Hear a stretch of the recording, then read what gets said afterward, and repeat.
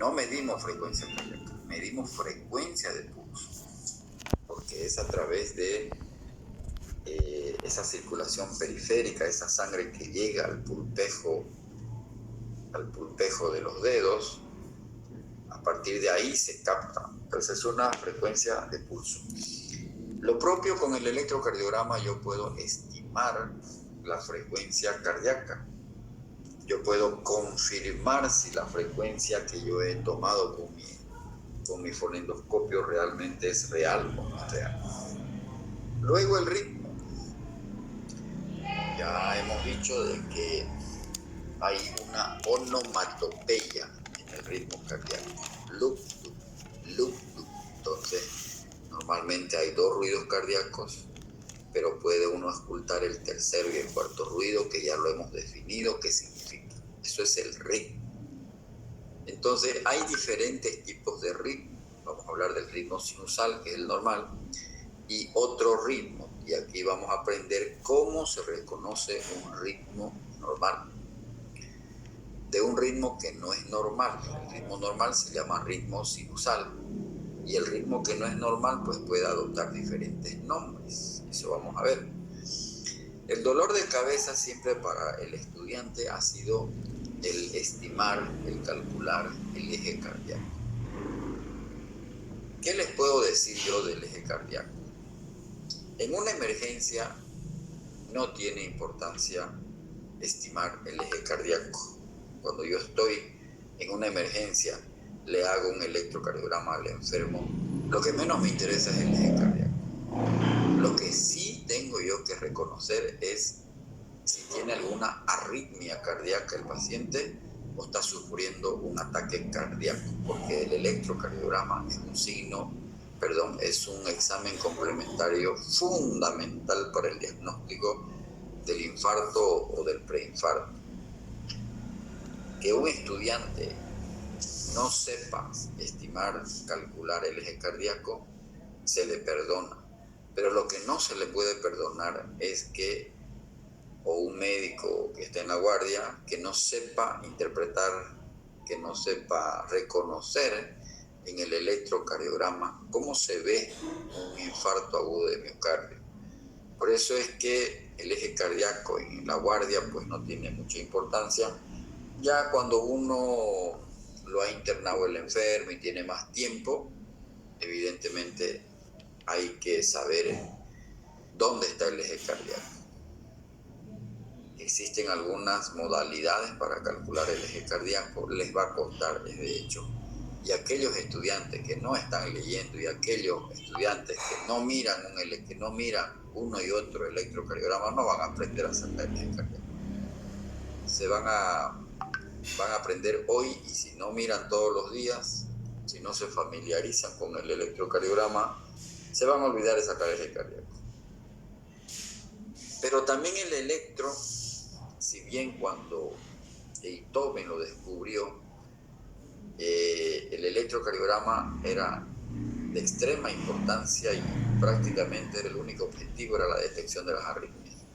Pero con el pasar del tiempo, los investigadores, los clínicos se dieron cuenta que el electrocardiograma también nos aportaba otros datos de importancia, como es el crecimiento de cavidades. Es decir, cuando se crecen las aurículas o cuando se crecen los ventrículos, en el electrocardiograma se expresa.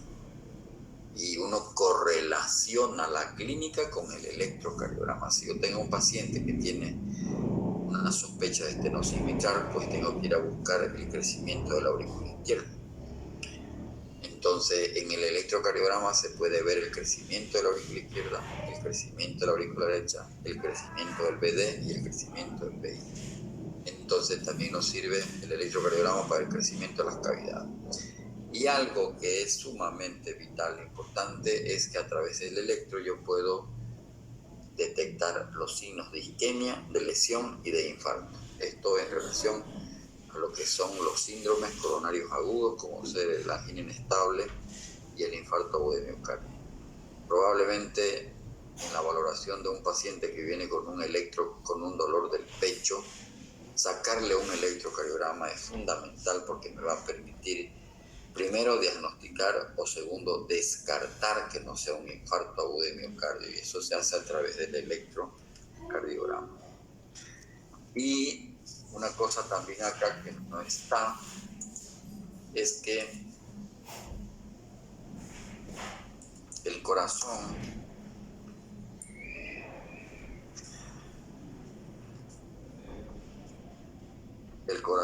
es muy sensible a las alteraciones electrolíticas.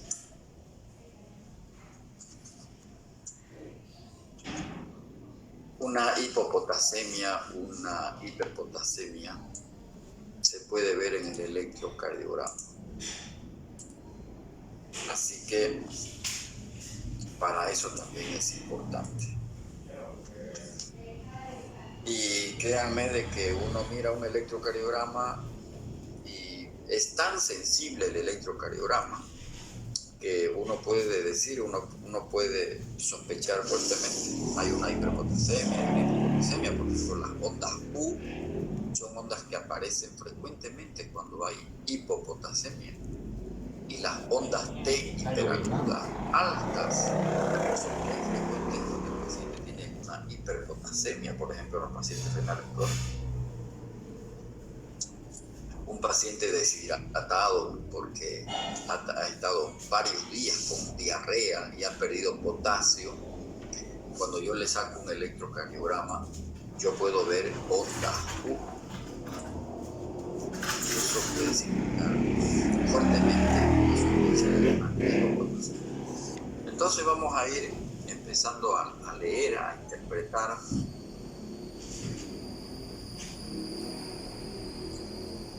Vamos a empezar a interpretar cada uno de estos elementos. ¿Cómo podemos estimar la frecuencia cardíaca en el electrocardiograma?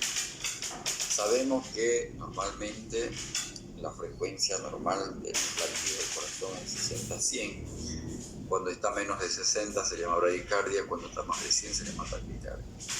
En término promedio de las personas estamos con 70-72 latidos por minuto. ¿Cómo se calcula la frecuencia cardíaca a través del electrocardiograma? Sencillo. Hay una regla. Lo que yo tengo que hacer es ubicar una onda R que coincida con una línea gruesa. Ustedes saben que en el papel milimetrado del electrocardiograma hay líneas delgaditas y líneas gruesas. Entonces, de esas 12 derivaciones, yo tengo que buscar una onda R que coincida con una línea gruesa. A la siguiente línea le voy a dar el valor de 300, a la siguiente 150, a la siguiente 100, a la siguiente 75. O sea, ¿hasta cuándo? Hasta que yo encuentre otra onda R. Muchas veces esta otra onda R cae justo sobre sobre una línea gruesa, sobre otra línea gruesa. Entonces ahí yo hago esta secuencia, fíjense, de 300, 150, 100, 75, 60, 50, 43, 37, 38, 30 latidos por minuto. Entonces, esta es una regla para calcular la frecuencia cardíaca.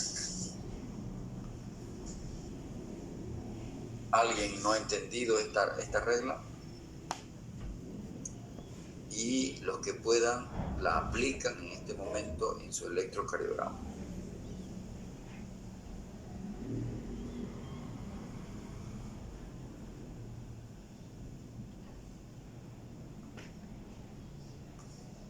¿Está claro esta regla?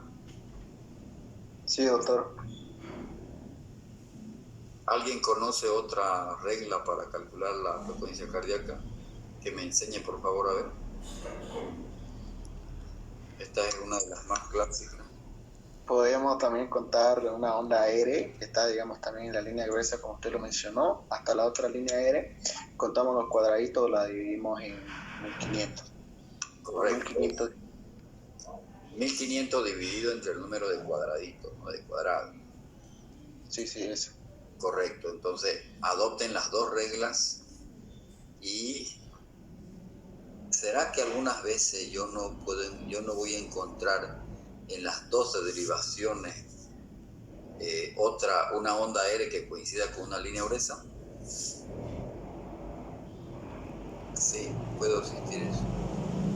Y en ese caso utilizo la regla de los 1500 que dice su compañero. Entonces a veces uno no encuentra una onda aérea que coincida con una línea gruesa, no la encuentra. O está al medio de dos líneas gruesas o está un poquito alejada. Entonces hay que adoptar cualquiera de las dos reglas a la que a ustedes más les guste. Hay que aprenderse así de memoria esto, ¿no? O por lo menos en un papel tenerlo presente. Esto obedece a una cuestión científica, una cuestión física. En el libro de Argente Álvarez dice, lo justifica por qué esta progresión. Entonces, eso no vamos a redundar porque no nos va a alcanzar el tiempo. La frecuencia cardíaca normal en reposo depende de la edad. En los recién nacidos fluctúa entre 100 a 160 latidos por minuto. En los niños de 1 a 10 años, de 70 a 120, fíjense que va bajando. Y en los niños mayores de 10 años y en los adultos 60 a 100. Se ha visto que los atletas entrenados pueden tener entre 40 a 60 latidos por minuto.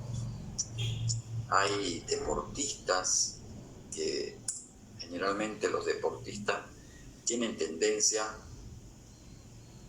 a la bradicardia.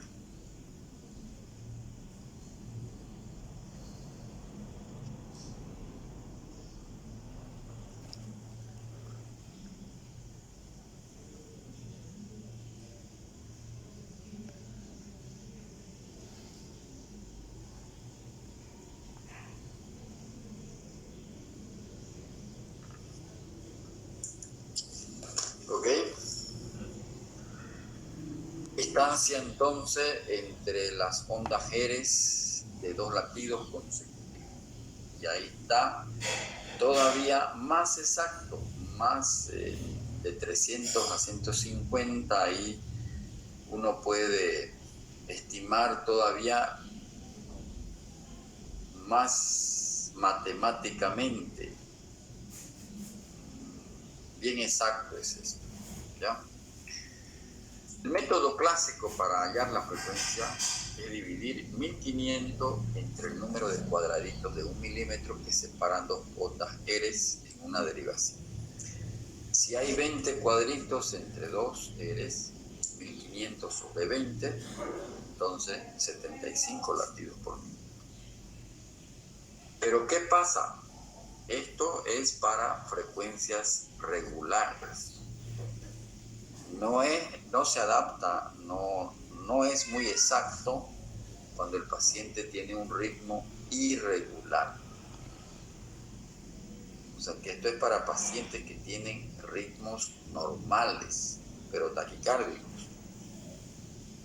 Y tampoco se adapta cuando los pacientes están muy bradicárdicos. Escuchen bien, por esa razón es que este método tiene sus limitantes. ¿Está claro?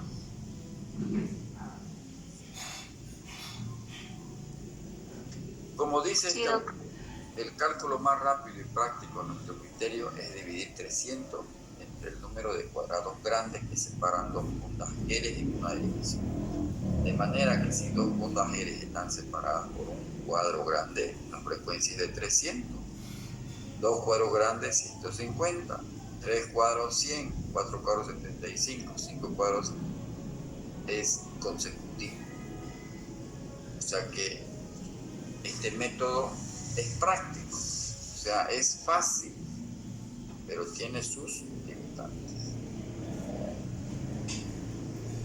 Ahora, pero yo les pregunto, pecado no saber determinar la frecuencia cardíaca a través del electro? No, digamos, no, porque uno lo puede hacer a lo clásico, como el fonendoscopio. Pero de todas maneras, a veces no es cierta la frecuencia, es decir, puede variar, entonces la forma de ser más explícito, demostrable, digamos, a través de un electrocardiograma. Por esa razón es importante saber determinar la frecuencia cardíaca. El ritmo. Lo normal del corazón es que el ritmo sea sinusal, es decir, que el estímulo se inicie en el nodo sinusal. Y la forma de saber si el estímulo se ha iniciado en el nodo sinusal o de Gates y Flack es la presencia de la onda. Por eso, para hablar de ritmo sinusal, uno de los criterios fundamentales es que todos los complejos URS estén precedidos por la onda P. Yo tengo que buscar la onda P en las 12 derivaciones. Pero ¿cuál es el problema de esto? Que la onda P no se ve bien en todas las derivaciones. La onda P se ve más nítida en la derivación de 2, en la derivación de 3, en ABF y en B1. Entonces en esas derivaciones hay todo, pero en el resto de las derivaciones no siempre veo. Esa es una condición muy importante para detectar el ritmo sinusal. Ahora bien, la frecuencia entre las dos ondas Eres habla de la frecuencia ventricular, que corresponde a la frecuencia cardíaca y a la frecuencia ventricular. Pero la frecuencia auricular también tiene que ser igual que la frecuencia ventricular, porque el ritmo hay un ciclo cardíaco que es regular.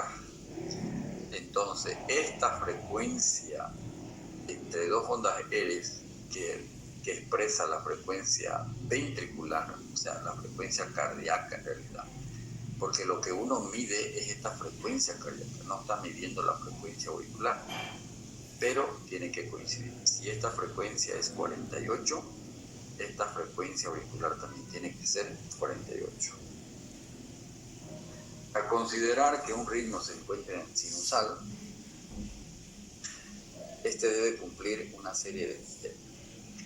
La onda P debe ser positiva en D2 y negativa en ABL. ¿Por qué todas las ondas del trazado electrocardiográfico son negativas en ABL? ¿Quién me dice por qué? Porque es el lado contrario del corazón. ¿Cómo? Es el lado contrario del corazón, o sino también el vector cardíaco. El lado contrario, por eso van a ser las ondas negativas. No, claro, pero es en realidad porque mira la cola del vector. ABR es el brazo derecho.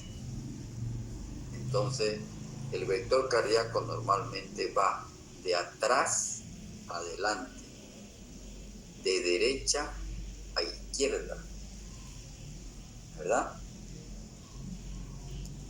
Y de abajo hacia arriba. Esa es la dirección del vector cardíaco, del vector resultante. ABR el brazalete se pone en el brazo derecho.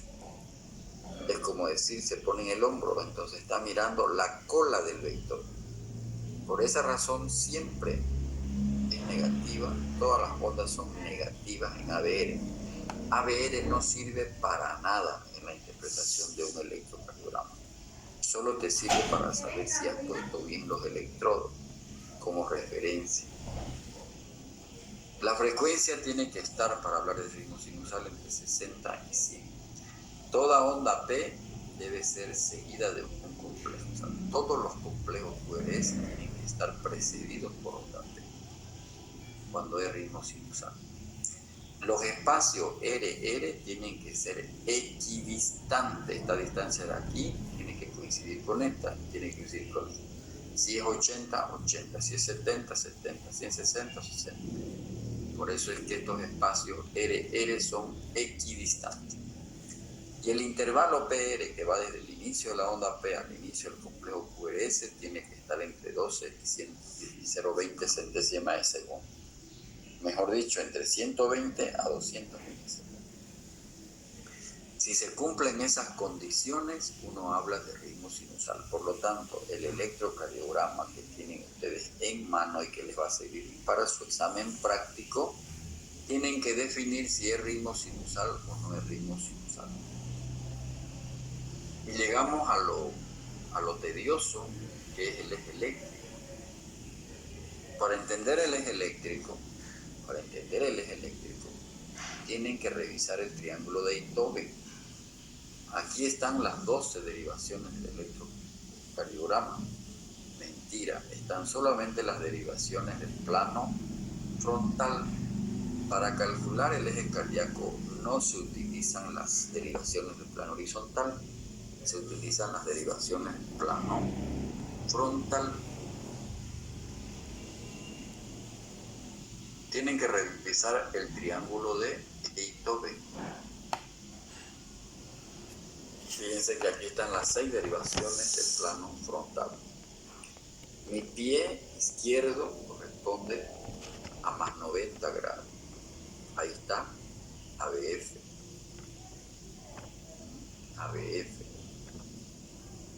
Normalmente el eje cardíaco está entre 0 y más 60. Normalmente en este primer cuadrante está el eje cardíaco. ¿Alguien ya más o menos ha leído cómo estimar el eje cardíaco? Este es el sistema que se llama sistema hexacial. Si se fijan, es muy difícil. El eje cardíaco entra por los ojos. Es difícil que vos te acordes de memoria el eje cardíaco. Muy difícil. Porque fíjense que tengo que saber dónde está D1, dónde está D2 y dónde está D3. Dónde está ABR, dónde está ABL, dónde está ABF. ¿Se dan cuenta? Entonces el eje cardíaco es muy visual. No puedo aprendérmelo yo de memoria el eje cardíaco. Yo tengo que ver, estar viéndolo continuamente, este sistema hexacial, para ubicarme dónde está el eje cardíaco.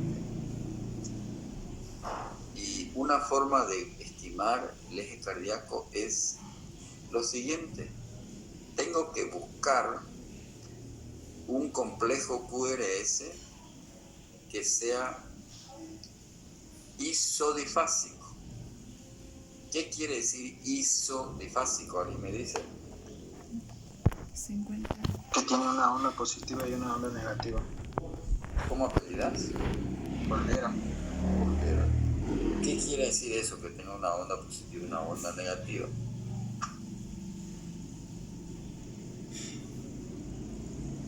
O sea, una onda para arriba y otra para abajo. Es decir, en caso del complejo QRS, empieza con la Q hacia abajo, la R hacia arriba y la S hacia abajo.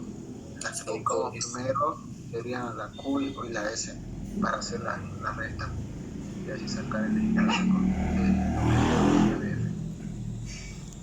¿Tenés un electrocardiograma, hermano? Sí, ¿por? ¿Dónde hay isodifasismo en tu electrocardiograma?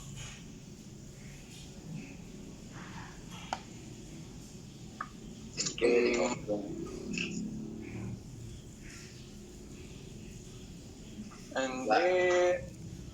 En D1 encuentro. ¿En D1? ¿En D1? Sí.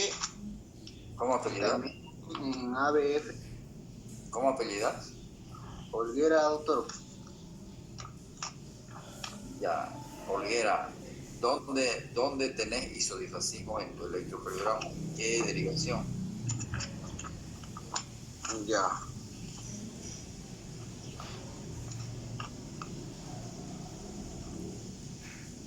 En D1 puedo ver una también. No, es que no puede haber en 2, en 3 y en 4. En una nomás tiene que haber. Es difícil que haya en varias derivaciones un isodifasismo. Tiene que ser en una sola derivación. Generalmente es en una sola derivación. De de mí, la que tengo aquí muestra en la D1. A ver, otro estudiante. Otro estudiante que tenga su electro.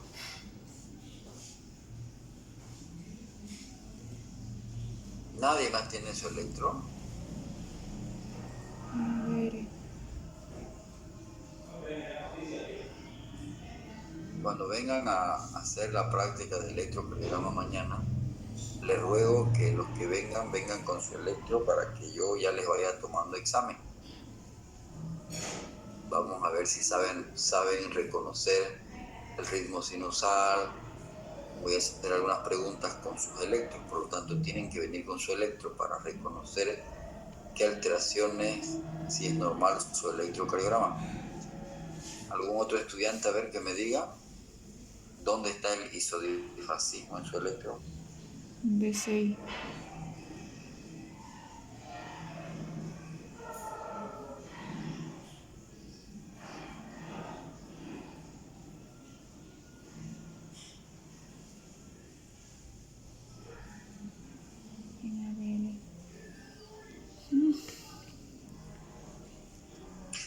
¿Nadie está por ahí?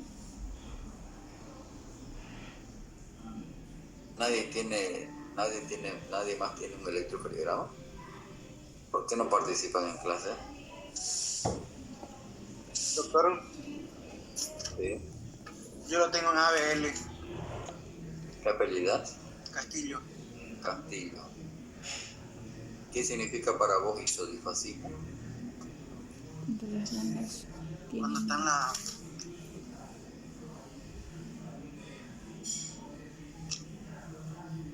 Es cuando la onda, hay una mayor amplitud de la onda, ya sea positiva o negativa. O sea, a ver, están entendiendo mal lo que es isodifasismo. Isodifasismo quiere decir que la deflexión hacia arriba sea igual que la deflexión para abajo. Vamos a decir 2 milímetros para arriba, 2 milímetros para abajo. Eso es isodifasismo. ¿Entendido? Muy bien, gracias. Eso es isodifasismo. Pero tienen que buscar un complejo QRS, o sea, una onda aérea, puede ser, que tenga la misma distancia hacia arriba, la misma amplitud hacia arriba y la misma amplitud hacia abajo. Lo primero que tengo que hacer es buscar esa onda, si hay esa onda así, porque puede ocurrir que no haya isodifasismo. Cuando no hay isodifasismo, yo voy a adoptar otro método, otra regla para calcular el eje cardíaco.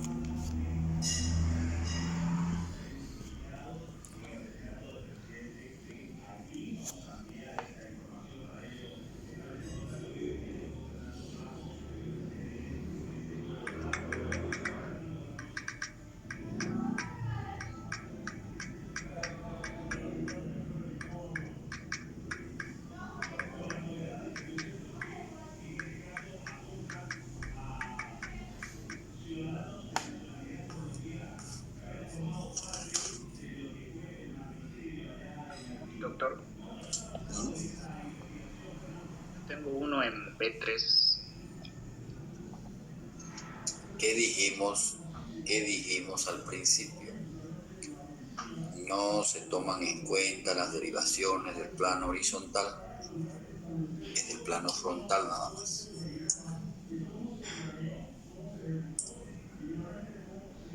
¿Entendés?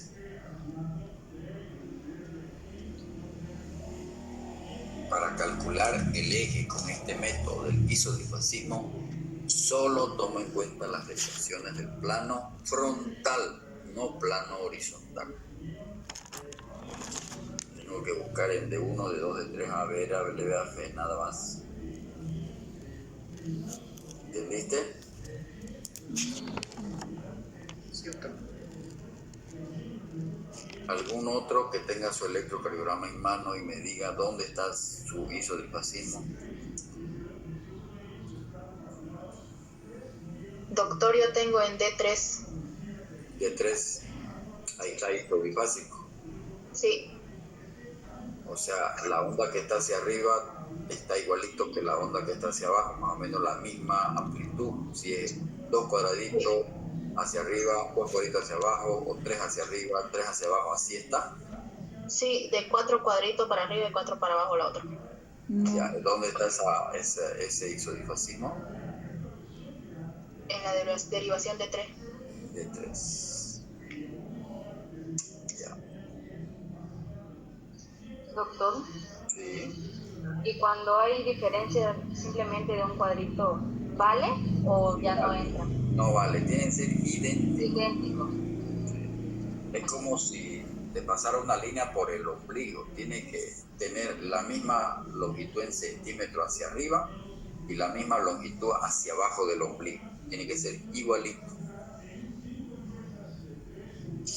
Entonces, el segundo paso. Lo primero que voy a hacer es ubicar una onda isodifásica. Ya la encontré. ¿A dónde está el eje?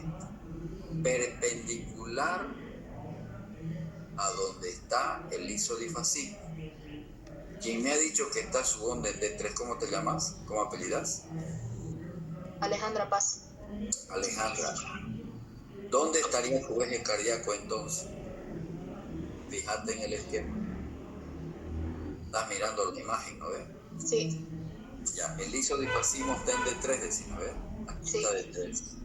¿Dónde está la perpendicular a D3?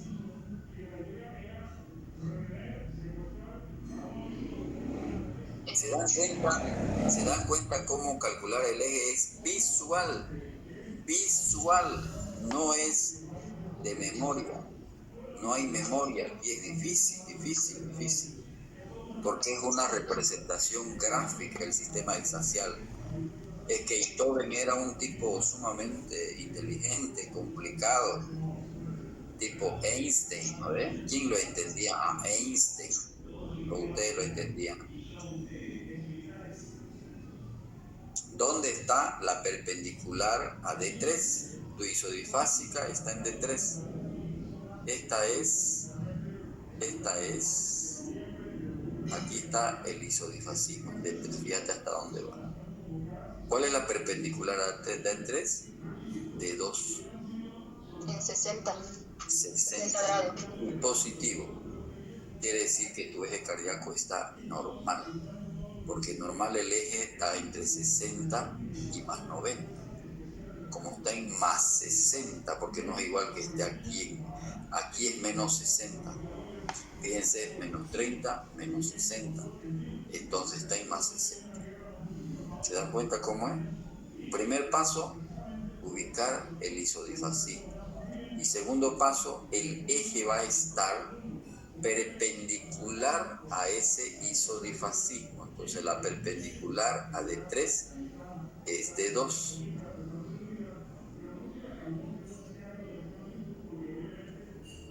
¿Algún otro más que tenga a mano su electro y me diga dónde está el isodifasismo? ABL. En ABL. ¿Alguien me dijo en D1 que estaba su isodifasismo? ABL. ¿Quién me dijo?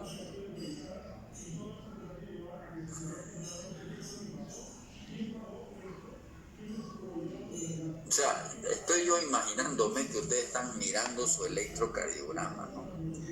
Pero a lo mejor algunos están mirando su abuelita, mirando un partido, una novela, mirando su celular, ¿no ves? Whatsappeando con la corteja, con el cortejo, y yo aquí rajándome para explicarle. Ojalá que no sea así. Y lo que están haciendo eso, bueno, ya saben el resultado. Calcular el eje jóvenes es un dolor de cabeza, ¿no? Es un dolor de cabeza, porque este sistema axial de Beethoven es sumamente visual, o sea, es mirando para poderlo entender. ¿Quién me dijo que estaba en D1 su isodifasismo? Doctor, mi isodifasismo se encuentra en el dedo. ¿Quién es usted? Fernández Roberto Carlos. Ya. ¿Está seguro que en D2, o sea, para arriba y para abajo? Sí, su eje opuesto sería 120. Exactamente. Pero aquí hay un problema. ¿Está en D2 tu isodifasismo? Sí, Ya. ¿Cuál es la perpendicular a D2? 120, doctor. ¿Por qué? Pues ABL, fíjate aquí en el esquema. Esta es la D2 y esta es ABL, la perpendicular. Esta es perpendicular, no creo que no sepan qué es una línea perpendicular, ¿no es?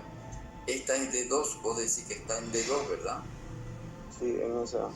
Esto es D2, todo esto es D2 de aquí para acá. La perpendicular a D2 es ABL, entonces ABL. está a menos 30 grados. Pero también puede estar acá en el otro extremo. Y ahora, ¿cómo voy a saber si está acá o acá?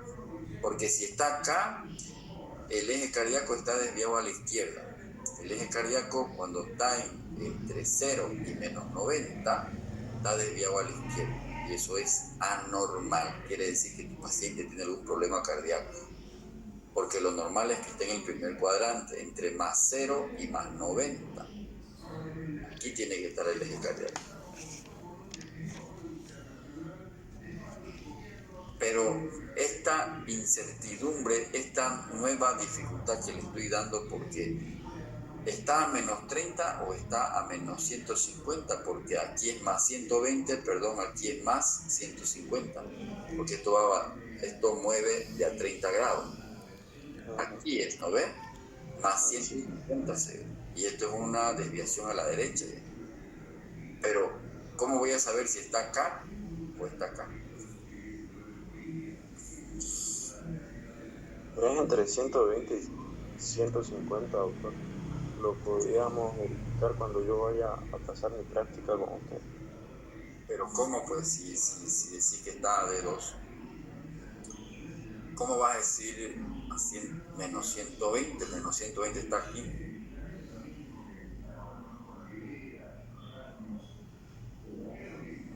Perpendicular a D2.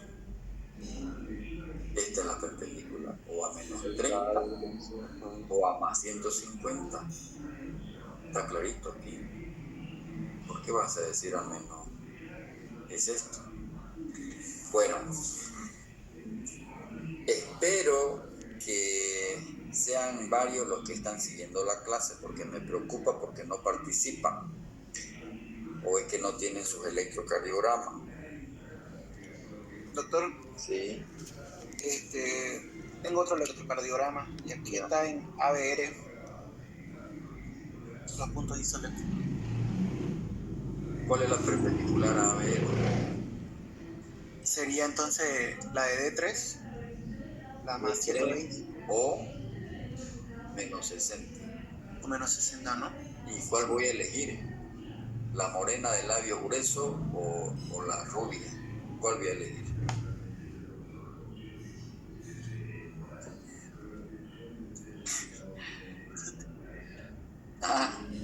Es una dificultad que hay con este método. Por eso este método se complementa con el que le voy a decir ahorita. Pero yo no sé si están siguiéndome en clase, digamos, ¿no? Porque me preocupa porque son solo 3 o 4 que participan y el resto de los 250 que hacen. Deberían ustedes estar desesperados por decirme, doctor, no entiendo, ya pase una vez, ya déjese de detenerse, o sea, pero me preocupa su silencio.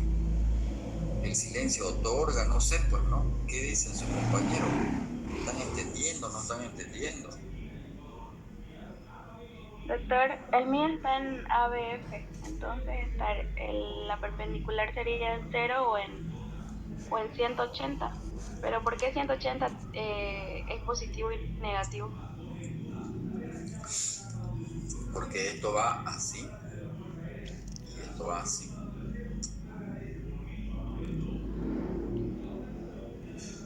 Ya. Es que por esa razón este método de isodifasismo se complementa con el siguiente método, que es el que me saca la duda. Porque, por ejemplo, quien me decía que ¿Quién era que me decía que en D3? Yo, doctor, Alejandra.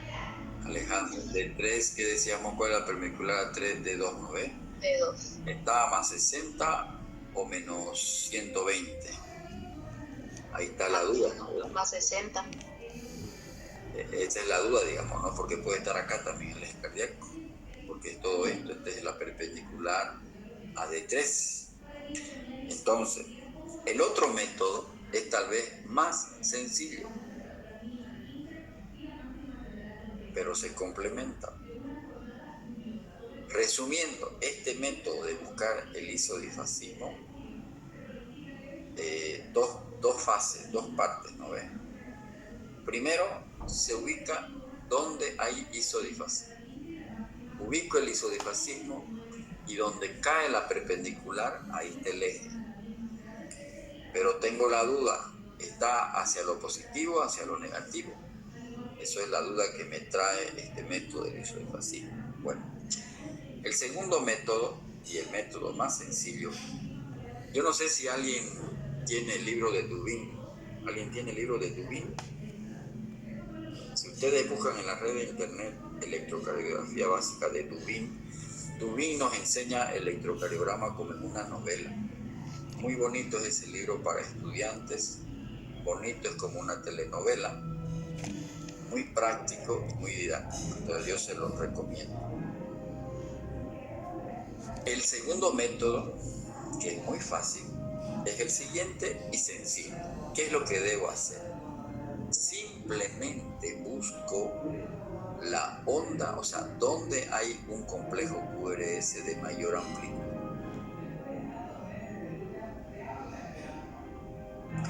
Obviamente, solo las derivaciones del plano frontal, no sirven las derivaciones del plano horizontal para buscar eje, solamente en estas 6 derivaciones de acá.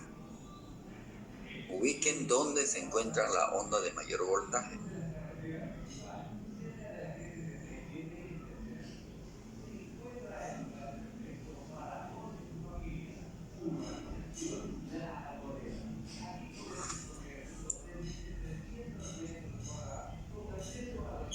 ¿Quién ya ubicó? En D1, doctor. D1. Sí. En D3. Ahora, me decís que en D1, ¿verdad? Sí, doctor. Ya. Entonces, quiere decir que en D1 está tu eje cardíaco. Pero la pregunta es, ¿para acá o para acá? ¿Cómo la soluciono a esa incertidumbre? Depende de la deflexión de tu onda. Si tu onda está para arriba, es una deflexión positiva, por lo tanto es 0 grados. Pero si tu onda está para abajo, o sea, es de mayor amplitud, pero para abajo, más 180 o menos 180. Bueno, más 180 en realidad. ¿Entendido? Sí. Ahora sí uno lo define porque uno mira la onda y si es una onda con deflexión positiva, es para lo positivo. Pero si la onda es negativa, por ejemplo, ¿cómo defino si es menos 30 o más 150? Porque si la onda es negativa, entonces menos 30 grados. Pero si la onda de mayor amplitud es negativa, es una deflexión negativa, entonces más 150 grados. Estaría con una desviación del eje a la derecha.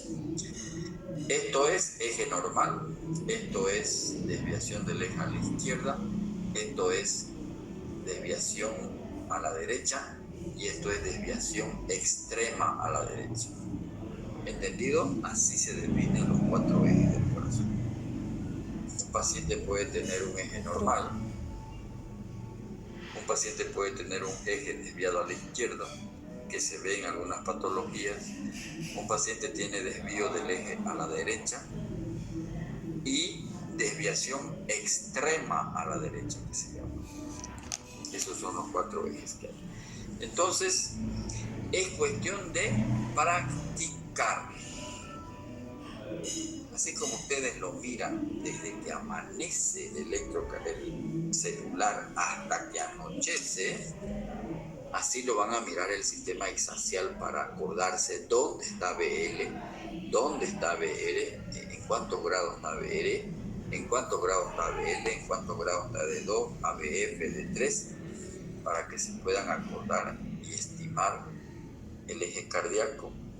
Es más, en algunos electrocardiogramas modernos, viene el sistema hexacial a un ladito y te explica dónde está el eje. Es un mataburro, te hace recuerdo del sistema hexacial de Einthoven. ¿Está claro? Entonces, normalmente el eje tiene que estar entre 0 y más 90. Se llama sin desviación del eje. Desde más 30 es de más 30 a más 90. Aquí generalmente está el eje, pero algunos autores dicen desde 0 a más 90. Eje normal sería. Cuando el eje está entre 0 y menos 90, es una desviación a la izquierda del eje. Si está entre más 90 y más 180, desviación del eje a la derecha. Y hay autores que le llaman eje indeterminado cuando está en este cuadrante, pero otros le llaman desviación extrema del eje a la derecha. Son los 4 ejes que uno puede encontrar. Esto es un corazón normal. Aquí hay patologías que provocan desviación del eje a la izquierda. Por ejemplo, la hipertensión arterial desvía el eje a la izquierda. El Chagas puede desviar el eje a la izquierda. Hay cardiopatías que desvían el eje a la izquierda, hay cardiopatías que desvían el eje a la derecha y hay cardiopatías que cursan con eje indeterminado. Que eso es motivo para análisis al año, ya en la materia de cardiología. El famoso triángulo de Einthoven, que es para que ustedes se ubiquen en las derivaciones. La derivación de 1 va de brazo derecho a brazo izquierdo. Este dipolo, el brazo derecho del dipolo es negativo y aquí es positivo. La derivación de 2 va de brazo derecho a pierna izquierda. Fíjense que la pierna derecha no sirve para nada, ¿no es verdad? El dipolo del brazo derecho es negativo y el dipolo de la pierna izquierda es positivo. Y la derivación de 3 va de brazo izquierdo, cuyo dipolo es negativo, y la pierna izquierda siempre sigue siendo positiva porque mira la punta del vector. El vector cardíaco va de arriba para abajo, de derecha a izquierda y de atrás a adelante. Esa es la dirección normal del vector cardíaco. Y este es el famoso triángulo de Einthoven. Einthoven es el papacito de la cardiología, del electrocardiograma, porque él lo inventó y él fue el que dijo que el corazón está en el centro del triángulo que lleva su nombre. Y entonces, aquí está cómo se calcula el eje en el plano frontal. El QRS isodifásico, onda positiva y negativa de igual voltaje, indica la derivación que está en ángulo recto con el eje del QRS, ángulo perpendicular. Entonces es lo que decíamos, ¿verdad? Ok. Primer cuadrante, segundo cuadrante, tercer cuadrante y cuarto cuadrante. Pero resulta que hay una forma también muy práctica de calcular de cuando uno lo mira el electrocardiograma para saber si hay desviación del eje, dónde está el eje. Escuchen bien esto. Esto sí que es un poco de memoria. Cuando el complejo QRS está positivo en D1 y positivo en ABF, el eje cardíaco es normal. Positivo en D1 y positivo en ABF, el eje cardíaco es normal. Miren sus electrocardiogramas si esto que acabo de decir corresponde a algún electrocardiograma de ustedes. Si es positiva la onda R en D1 y es positiva la onda R igual lo QRS en ABF, el eje cardíaco es normal. Si la onda R está positiva en D1 y está negativa en ABF, el eje cardíaco está desviado a la izquierda. Repito, si la onda R está positiva en D1 pero negativa en ABF, el eje cardíaco está desviado a la izquierda. ¿Estamos? Sí, doctor. Y la otra condición, si el complejo QRS está negativo en D1 y positivo en ABF, el eje cardíaco está desviado a la derecha. Repito, si el complejo QRS está negativo en D1 pero positivo en ABF, el eje cardíaco está desviado a la derecha.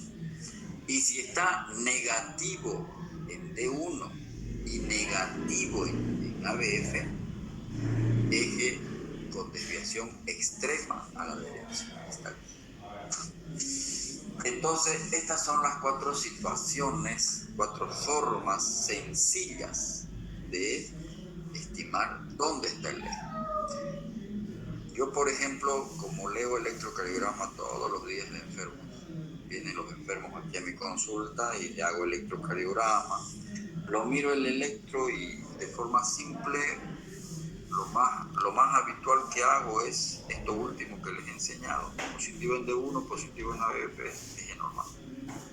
Positivo en D1 y negativo en ABF, eje desviado a la izquierda. Cuando